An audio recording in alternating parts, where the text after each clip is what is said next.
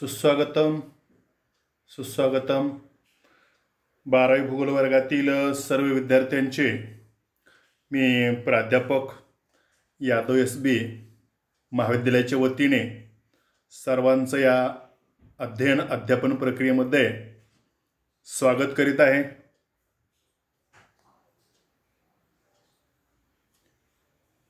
आज आपण पाठ्यपुस्तकामधील प्रकरण क्रमांक 4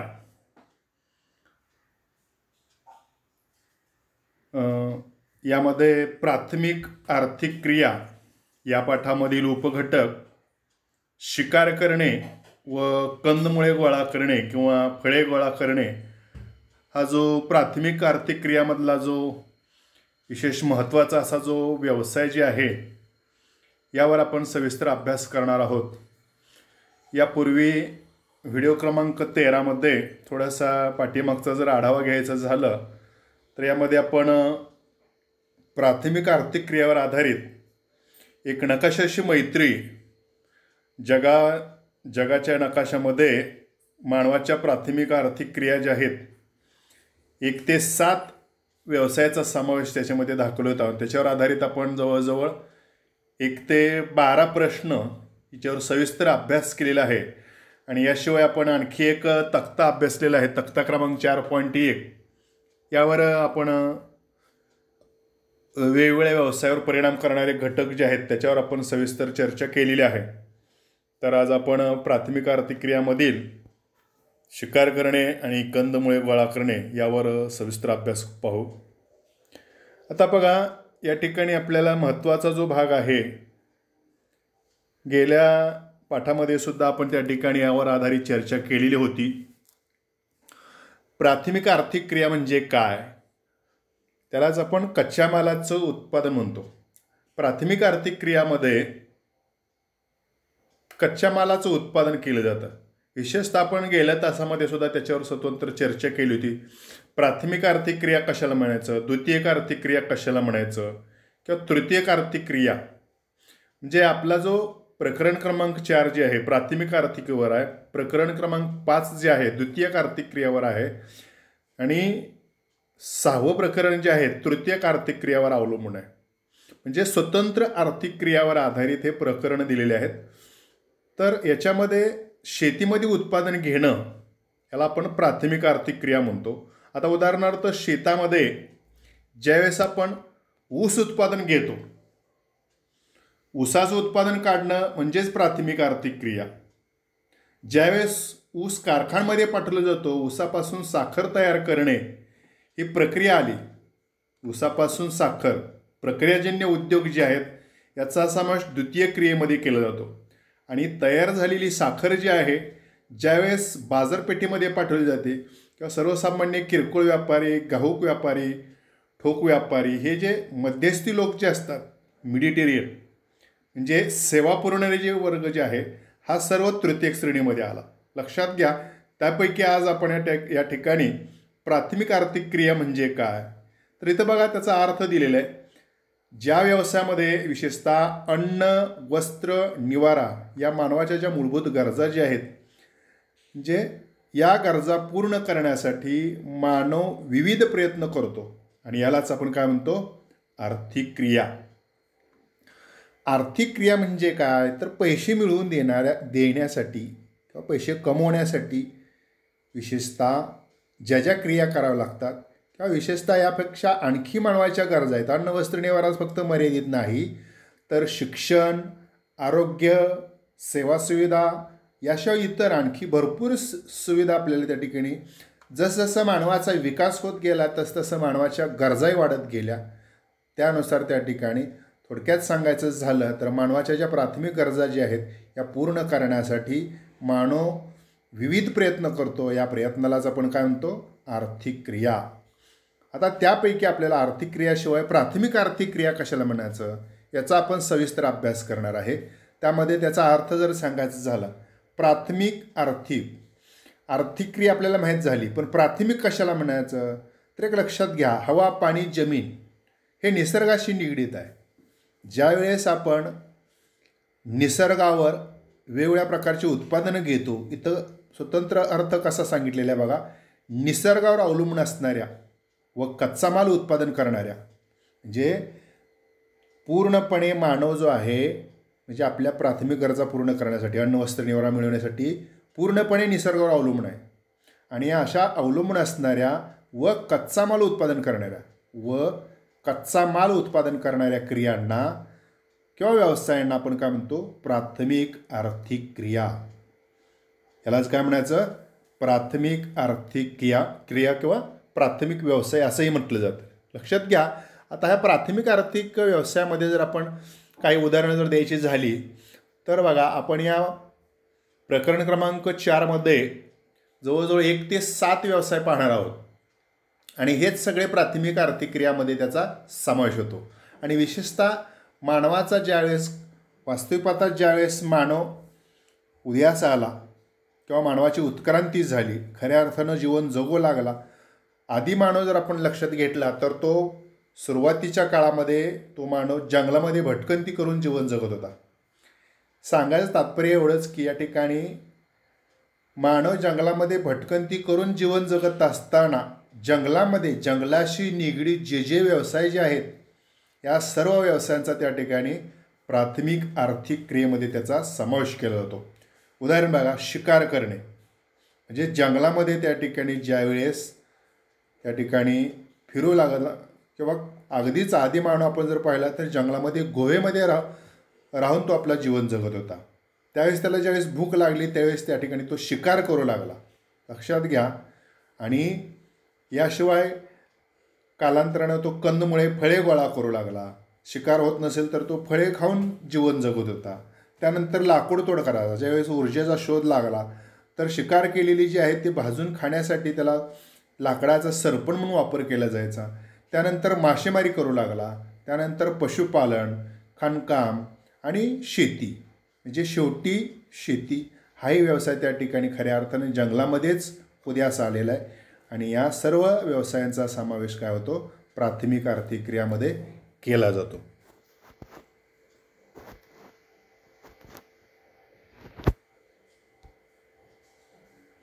आता बघा, याच्यामध्ये प्राथमिक आर्थिक क्रियांची काही वैशिष्ट्य आहेत बघा.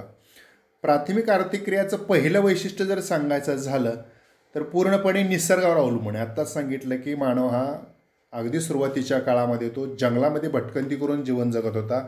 आणि खऱ्या अर्थानं प्राथमिक आर्थिक क्रिया जी आहेत या सर्व काय केलेल्या आहेत, निसर्गावर अवलंबून आहेत. त्यानंतर दुसरं वैशिष्ट्य दिले बघा, कच्च्या मालाचे उत्पादन. म्हणजे प्राथमिक आर्थिक क्रियामध्येच जे आत्ता उदाहरण सांगितलं की शेतामध्ये ज्यावेळेस आपण ऊस पिकवतो म्हणजेच कच्चा माल, साखर तयार करण्यासाठी कारखान्यासाठी लागणारा कच्चा माल शेतात पिकवला जातो आणि त्याचा समावेश प्राथमिक आर्थिक क्रियामध्ये केला जातो. किंवा कारखान्यासाठी उदाहरणार्थ सुतीवस्त्र उद्योग आहे तर त्या सुतीवस्त्र उद्योगाला सुद्धा लागणारा कच्चा माल जे आहे तो शेतामध्येच पिकवला जातो. म्हणजेच कच्च्या मालाचं उत्पादन करण्याचं काम हे प्राथमिक आर्थिक व्यवसाय करतात. तिसरं वैशिष्ट्य बघा, मनुष्यबळाची आवश्यकता. तर प्राथमिक आर्थिक क्रियामध्ये जास्तीत जास्त श्रमिकांची गरज असते. आणि ही सर्व श्रमिकाची गरज मग शेती करायची असेल, खाणकाम करायचं असेल किंवा आत्तापर्यंत 1 ते 7 व्यवसाय जे पाहिले आहेत त्यात प्रत्येकाला श्रमिकाची गरज असते. म्हणून वैशिष्ट्य सांगितलेलं आहे मनुष्यबळाची आवश्यकता. चौथं वैशिष्ट्य बघा, श्रमाच्या तुलनेत मोबदला कमी. आता या प्राथमिक आर्थिक क्रियेचं खास वैशिष्ट्य म्हणजे काय, तर श्रम जास्त करावं लागतं. आता आपण शेतकऱ्यांची मुलं आहात, आपल्याला शेतामध्ये किती कष्ट करावं लागतं बघा, पण उत्पन्न हातामध्ये काय येतं का, नाही. म्हणजे काहींना त्या ठिकाणी काही उत्पादनाचा थोडासा आयडियाज मिळालेले आहेत. म्हणजे कधी पीक घ्यायचं, तो बाजारामध्ये विकण्यासाठी कधी कुठल्या महिन्यामध्ये आलं पाहिजे, कुठल्या सीझनमध्ये आलं पाहिजे, त्या अपवादात्मक काही गोष्टी जर सोडल्या तर श्रमाच्या तुलनेने मोबदला हा कमीच मिळतो. त्यानंतर 5वं दिलं बघा, विकसनशील देशात प्रमाण जास्त. म्हणजे हे प्राथमिक श्रेणीचे व्यवसाय जे आहेत विशेषतः अविकसित म्हणजे विकास न झालेले आणि विकसनशील म्हणजे विकासाच्या मार्गावर असणारे जे देश आहेत, उदाहरणार्थ चीन, भारत किंवा याशिवाय भारताशेजारील देश जे आहेत Sri Lanka, Myanmar, Cambodia, Vietnam, Pakistan, Nepal, Bhutan, बरेचसे देश आहेत की त्याचा यामध्ये समावेश जास्त केला जातो. आणि शेवटचं वैशिष्ट्य बघा, नैसर्गिक साधनसंपत्तीनुसार वेगवेगळ्या भागात भिन्न व्यवसाय आहेत. म्हणजे साधनसंपत्ती प्रदेशानुसार साधनसंपत्ती भिन्न भिन्न स्वरूपाची आढळते आणि त्या साधनसंपत्तीवर अवलंबून असणारे जे प्राथमिक स्वरूपाचे व्यवसाय जे आहेत आपल्याला प्रदेशानुसार वेगवेगळे पाहावयास मिळतात. आता त्याचा आपण स्वतंत्रपणे अभ्यास करणार आहोत. ते पुढील प्रमाणे.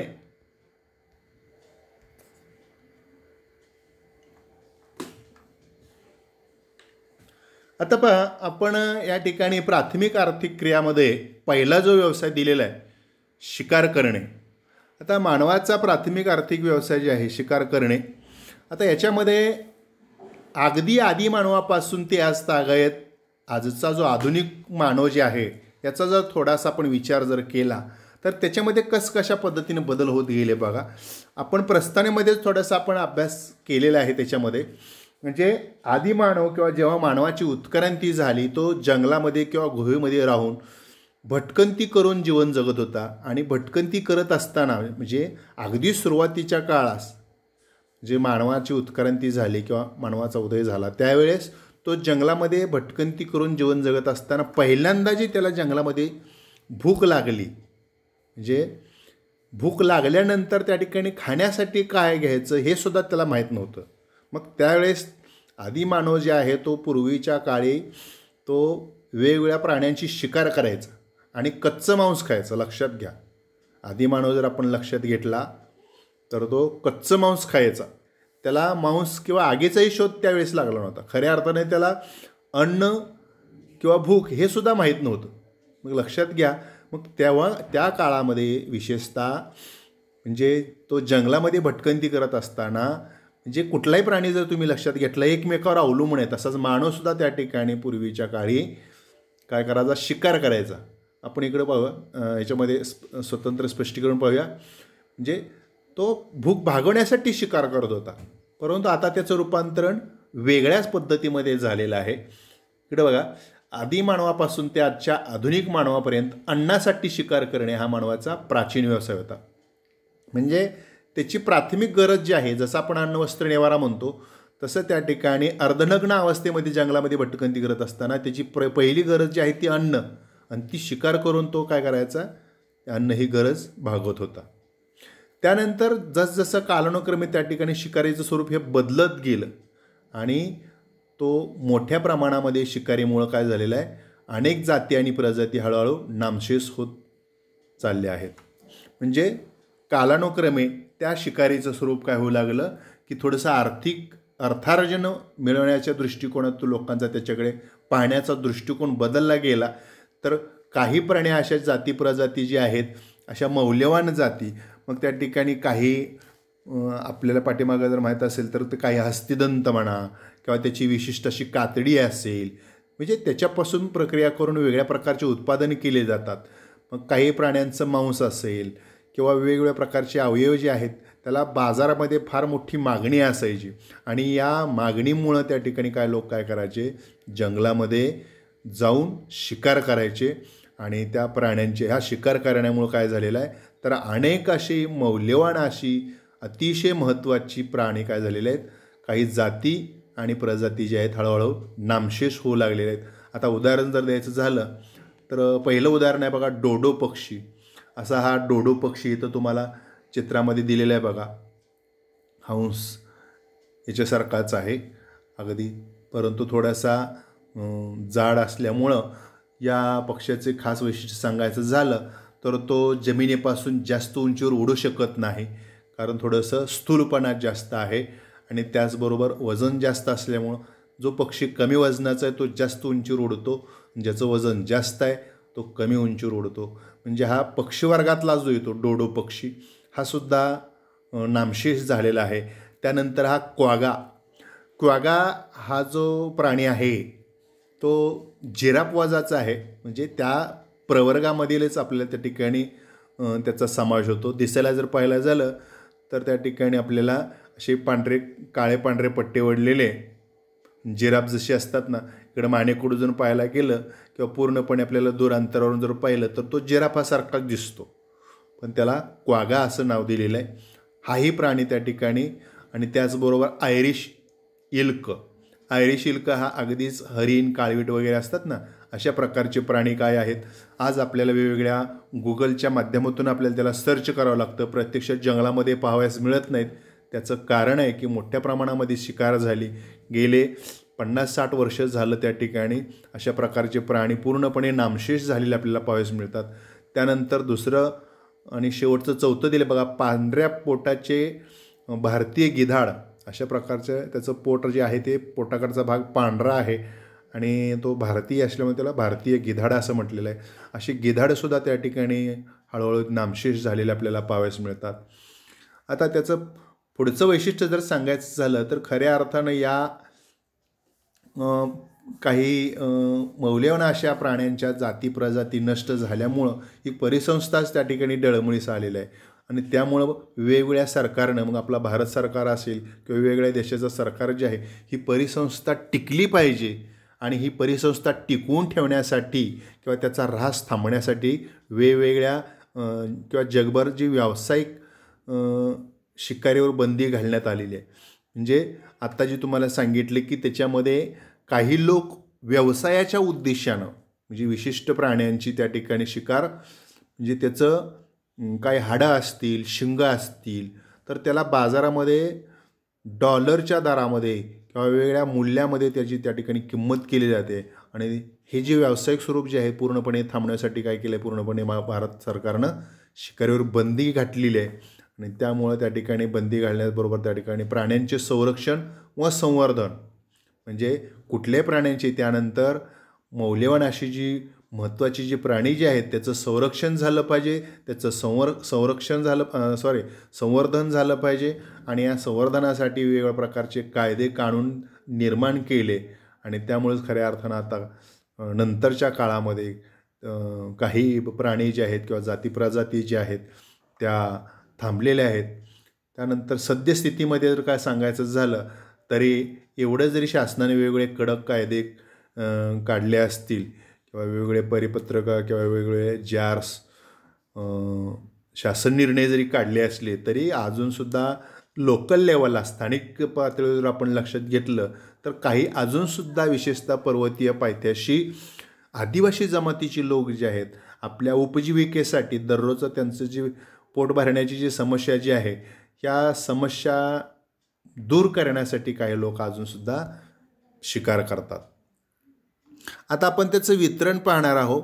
आता वितरणामध्ये जर सांगायचं झालं तर विशेषतः शिकार करणे संपूर्ण जगभरामध्ये जर आपण पाहिलं तर विशेषतः विषुववृत्ताला लागून जास्तीत जास्त, आता हे उत्तरेस कर्कवृत्त आहे, हा दक्षिणेस मकरवृत्त आहे, म्हणजे 3.5 विषुववृत्ताला लागून 3.5 उत्तर आणि 3.5 दक्षिण जे आहे, विशेषतः उष्णकटिबंधीय प्रदेश जे आहेत. इथं उदाहरण दिलं आहे बघा. आता एक लक्षात घ्या, आपल्याला बोर्डाच्या परीक्षेच्या दृष्टिकोनातून हा जो नकाशा जे आहे फार महत्त्वाचा आहे बघा. तुम्हाला 6 गुणासाठी नकाशा विचारला जातो, म्हणून मी मुद्दाम या ठिकाणी तुम्हाला 2 नकाशे दिलेले आहेत. स्वतंत्र शिकार करणे याच्यावर एक नकाशा दिलेला आहे आणि कंदमुळे फळे गोळा करणे जे आहे किंवा औषधी वनस्पती गोळा करणे, गोळा करण्याचा व्यवसाय जो आहे त्याच्यावर आपण स्वतंत्र नकाशे घेतलेला आहे. तर इथं तुम्ही अगदी लक्षपूर्वक हे नकाशा सोडवण्याचं काम करायचं आहे बघा. पहिलं दिलेलं आहे बघा जागतिक वितरणामध्ये. लक्षात घ्या, तुम्हाला प्रश्न क्रमांक 5वा किंवा 6वा विचारला जाईल की तुम्हास पुरवलेल्या जगाच्या नकाशा आराखड्यामध्ये खालील बाबी दाखवा. तर तुम्ही असा जगाच्या नकाशामध्ये तुम्ही त्या बाबी दाखवायच्या आहेत. समजा फॉर एक्झाम्पल तुम्हाला उद्याच्या परीक्षेमध्ये विचारलं की दक्षिण आफ्रिकेमधील कलहरी वाळवंटातील बुशमेन जमाती, तर हा आफ्रिका खंड आहे, आफ्रिका भूखंड. आणि या आफ्रिकेच्या उत्तरेला हा सहारा वाळवंट आहे, जगातला सर्वात मोठा वाळवंट. आणि त्याच्या खालोखाल जे येतो तो कलहरी वाळवंट. म्हणजे थोडक्यात दक्षिण आफ्रिका जे आहे, हे लाल स्पॉट दिला आहे ना मी, तो आहे बुशमेन जमातीचा, कलहरी वाळवंटाचा जो भाग आहे ही बुशमेन जमात इथं राहते. त्यानंतर दुसरं ते बघा, विषुववृत्तीय सेल्वाज घनदाट वनामधील पिग्मी आणि बोरो इंडियन. आता इथं दक्षिण अमेरिकेमधील हा जो सर्वात मोठा देश आहे ब्राझील, ब्राझीलच्या उत्तरेला म्हणजेच आपण या ठिकाणी विशेषतः अतिशय दुर्गम असा जो प्रदेश आहे, या दुर्गम प्रदेशामध्ये ब्राझीलच्या उत्तरेला वेगवेगळे देश जे येतात, या ब्राझील उत्तरेस काही विशेषतः ॲमेझॉन नदीचं खोरं म्हणूया आपण. ॲमेझॉन नदीच्या खोऱ्यामध्ये घनदाट अरण्यामध्ये विशेषतः पिग्मी जमातीचे लोक आणि मध्य आफ्रिकेमध्ये बोरो इंडियन जमातीचे लोक जे आहेत, इथं कांगो नदीचं खोर आहे. जसं इथं आपल्याला उत्तर आफ्रिकेमध्ये दक्षिण अमेरिकेतील ॲमेझॉन नदीच्या खोऱ्यामध्ये जसं पिग्मी जमातीचे लोक आढळतात, तसंच मध्य आफ्रिकेमध्ये बोरो इंडियन जमातीचे लोक आढळतात. तिसरा आहे बघा टुंड्रा प्रदेशातील एस्किमो जमात. बऱ्याच वेळा आपल्याला बोर्डाच्या परीक्षेमध्ये एस्किमो जमातीचा प्रश्न विचारला जातो. एस्किमो जमातीचे वसतिस्थान 2 गुणासाठी हा प्रश्न तुम्हाला विचारला जातो. तर विशेषतः बघा उत्तर गोलार्धामध्ये साधारणतः 60 अंशाच्या पुढे आणि साधारणतः 60 ते 80 किंवा 65 ते 80 अंशाच्या दरम्यान हा अतिशीत हवामानाचा जो प्रदेश आहे त्याला आपण टुंड्रा प्रदेश म्हणतो.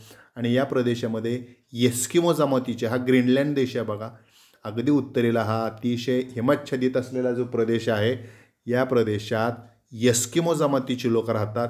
आणि याशिवाय या अलास्का देश आहे, त्यानंतर कॅनडाचा उत्तर भाग जो आहे, इथंही त्या ठिकाणी एस्किमो जमातीचे लोक राहतात. याशिवाय युरोपच्या अगदी उत्तरेला जर तुम्ही पाहायला गेलं तर त्यामध्ये प्रामुख्याने नॉर्वे असेल, फिनलँड असेल, स्वीडन असेल, या देशाबरोबर या ठिकाणी काही रशियाचा उत्तर भाग, याही ठिकाणी आपल्याला एस्किमो जमातीचे लोक असल्याचे आढळून येतं. चौथं दिलं आहे बघा अंदमान निकोबार बेटावरील. आता आपल्याला भारत माहीत आहे, भारताच्या पूर्वेला जसं भारताच्या दक्षिणेला श्रीलंका आहे, तसंच भारताच्या आग्नेयेला अंदमान निकोबार अशी बेटांची साखळी आहे. आणि त्या बेटावर या ठिकाणी सेंट्रिनल, जरावा आणि ओंग अशा जमातीचे लोक त्या ठिकाणी शिकार करत असल्याचे आपल्याला आढळून येतं. त्यानंतर बघा आपल्याला त्या दुसऱ्या ज्या पद्धतीने आपण शिकार करणे हा व्यवसाय पाहतो, त्याच पद्धतीने आपल्याला या ठिकाणी फळे गोळा करणे किंवा कंदमुळे गोळा करणे, थोडक्यात गोळा करणे, यालाच आपण वन संकलन असं म्हणतो. त्याची काही वैशिष्ट्य आपल्याला या ठिकाणी अभ्यासाची आहेत. गोळा करणे हा जो व्यवसाय जे आहे त्याच्यामध्ये बघा हा व्यवसाय वनावर आधारित केला जातो आणि उपजीविकेसाठी व विक्रीसाठी वन संकलन करणे हा त्यांचा महत्त्वाचा मुद्दा आहे. म्हणजे पहिलं वैशिष्ट्य असं आहे की ती पूर्णपणे वनावर आधारित आहे आणि हा व्यवसाय केवळ आणि केवळ म्हणजे पोट भरण्यासाठी आणि काही प्रमाणामध्ये विक्रीसाठी हा व्यवसाय केला जातो. दुसरं वैशिष्ट्य बघा, वनाच्या परिसरातील लोकांचा प्रमुख व्यवसाय वनसंकलन. म्हणजे हे कुठली लोक त्या ठिकाणी वनसंकलन करत नाहीत, तर त्या जंगलाला लागून राहणारे लोक जे आहेत, म्हणजे वनाच्या परिसरात राहणारे लोक जे आहेत, हे वनसंकलन करत असतात. आता ते काय संकलन करतात, तर त्यात खास वैशिष्ट्य असं दिले की वनामध्ये फळे, विविध प्रकारची फळे, फुले, पाने, कंदमुळे, म्हणजे आधी मानव त्या ठिकाणी कंदमुळे खाऊन जीवन जगत असायचा. परंतु आता अशी काही त्या ठिकाणी वनस्पती, पानं, फुलं आहेत की त्याचा आपल्याला औषधी वनस्पती म्हणून त्या ठिकाणी त्याचं म्हणजे मौल्यवान अशा काही वनस्पती आहेत. अशा मौल्यवान औषधी वनस्पतीसुद्धा गोळा करण्याचं काम या प्राथमिक आर्थिक क्रियामध्ये केला जातो. आणि त्याचा उद्देश असा असतो की फारसा त्याच्यात अर्थार्जन मिळावं असं नाही, तर उदरनिर्वाह करणे हा त्याचा प्रमुख उद्देश असतो. म्हणजे त्या गोळा केलेल्या वस्तूचा स्थानिक बाजारपेठेत विक्री करायची आणि त्यातून जे काही पैसे मिळतात त्यातून त्या ठिकाणी धान्य विकत घ्यायचं. थोडक्यात पोट भरण्यापुरता व्यवसाय करणं हा याचा एक दुसरा उद्देश आहे. याशिवाय बघा जंगलामध्ये ते डिंक, राळ, लाख, मध, मेण अशी भरपूर त्या ठिकाणी उत्पादनं आहेत की ती सुद्धा त्या ठिकाणी जंगलामध्ये भटकंती करून गोळा करण्याचं काम या ठिकाणी या वनसंकलनामध्ये केलं जातं. आता या वनसंकलनामध्ये विशेषतः स्थानिक बाजारपेठेत काही त्यांना फार मोठी मागणी असते.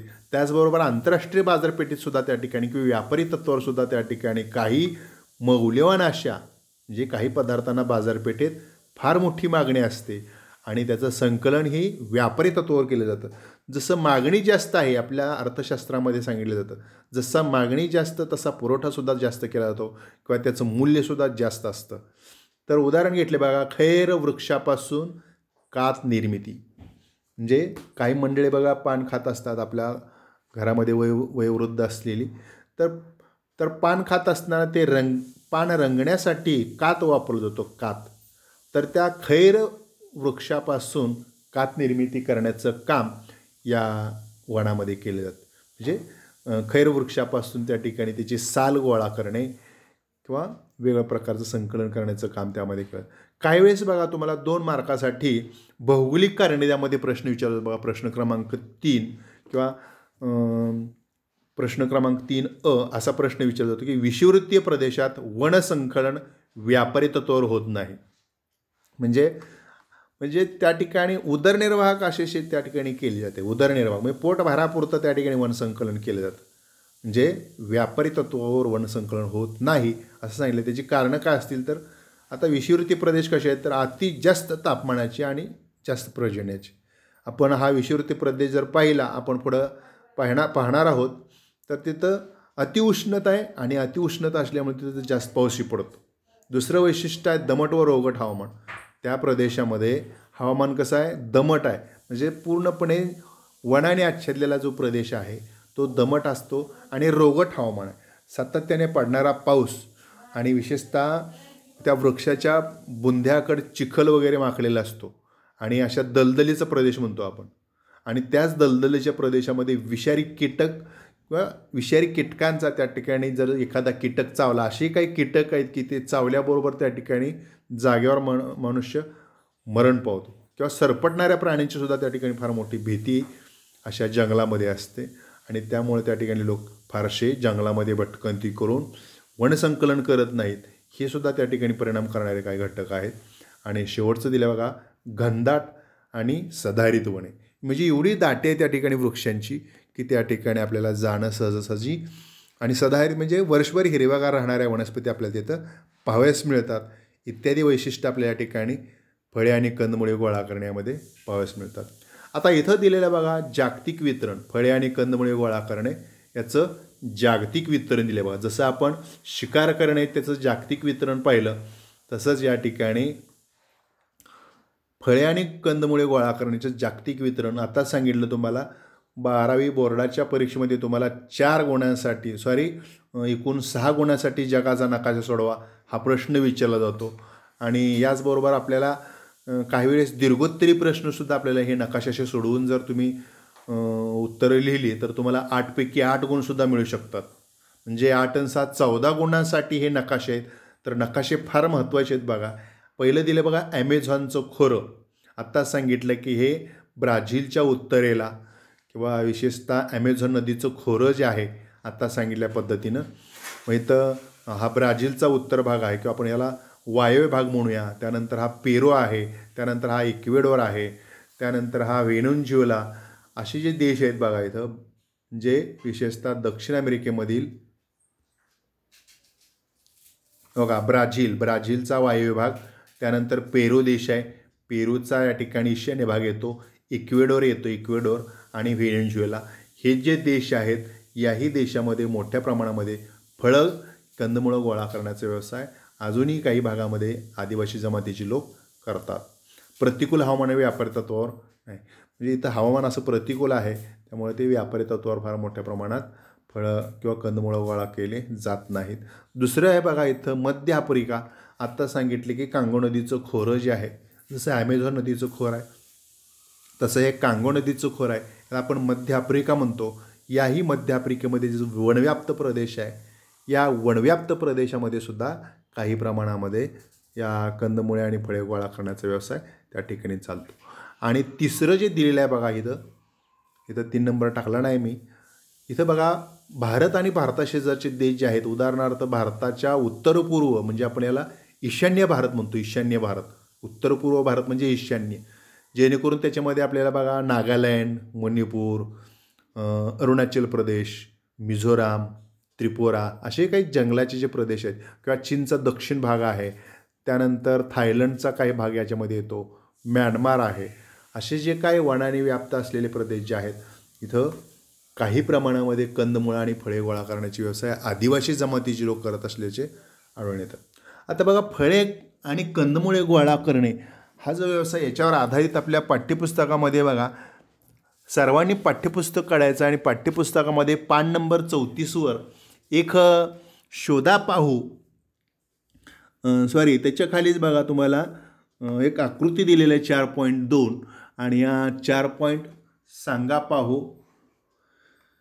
इथं आकृती दिलेली आहे 4.2. तर 1 ते 4 प्रश्न विचारलेले आहेत. आकृती क्रमांक 4.2 वरून पान नंबर 34वर तुम्ही काय करायचं आहे, या पान नंबर 34वर दिलेले वेगवेगळे चित्र दिलेले आहेत आणि या चित्रावर आधारित तुम्हाला हे सुद्धा तुम्हाला परीक्षेमध्ये 4 गुणांसाठी प्रश्न विचारले जातात. काही वेळेस पॅराग्राफ विचारले जातात, तर काही वेळेस अशा आकृत्या दाखवून अतिशय साधा सोपा असतात. आता हा पुनर्रचित अभ्यासक्रम आलेला आहे बघा. इथं काय प्रश्न विचारले आहेत बघा. वरील चित्रे कशाचे आहेत ते ओळखा. आता इथं बघा, एक बरणी दिलेली आहे. बरणीमध्ये मध गोळा केलेलं दाखवलं आहे, म्हणजे मध संकलन करणं. इथं तुम्हाला ब्रश तयार केलेले दाखवलेत बघा. इथं एक प्लायवूड आहे आणि या प्लायवूडला रंग देत असली तर रंगाचा डबा आहे बघा. म्हणजे हे ब्रश तयार करण्यासाठी टॅनिन वगैरे अशा प्रकारचे जे काही लागतात ते सुद्धा त्या ठिकाणी ब्रश तयार करण्याचे व्यवसाय असतात. इथं च्युइंगम वगैरे आहे बघा. लहान मुलगा च्युइंगम असं फुगवतो आहे. च्युइंगमसुद्धा त्या ठिकाणी वनामध्ये काही वैशिष्ट्यपूर्ण अशा वनस्पती ज्या आहेत त्याच्यापासून च्युइंगम तयार केला जातो.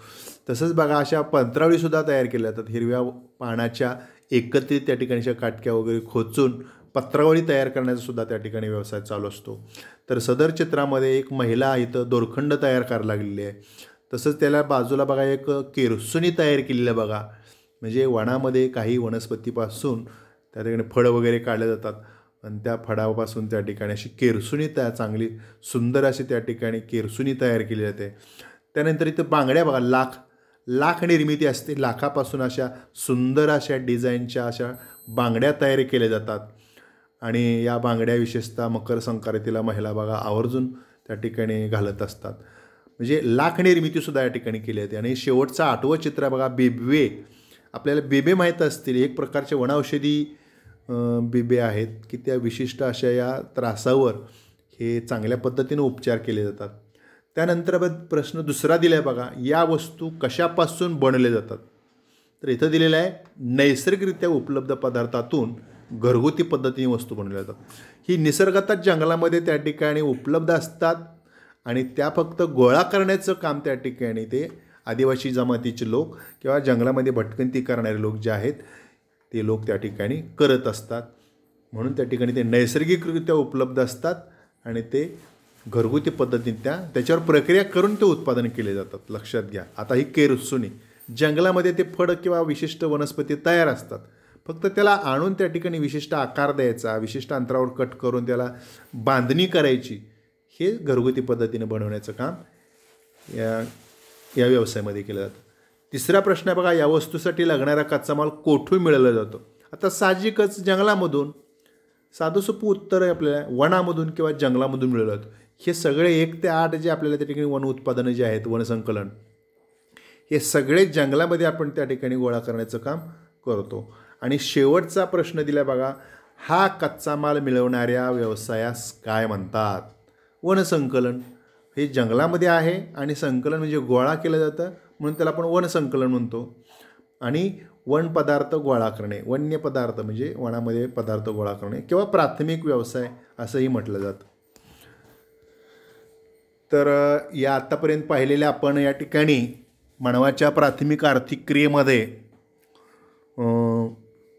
प्राण्यांची शिकार करणे, जंगलामध्ये भटकंती करून प्राण्यांची शिकार करणे आणि त्याच्यावर विशिष्ट असा कायदाही वन्यजीव संरक्षण कायदा भारत सरकारनं किंवा वेगवेगळ्या देशामध्ये कायदा केलेला आहे. आणि त्याचं पण पान नंबर 34वर तुम्हाला बघा शोधा पाहू असं दिलेलं आहे.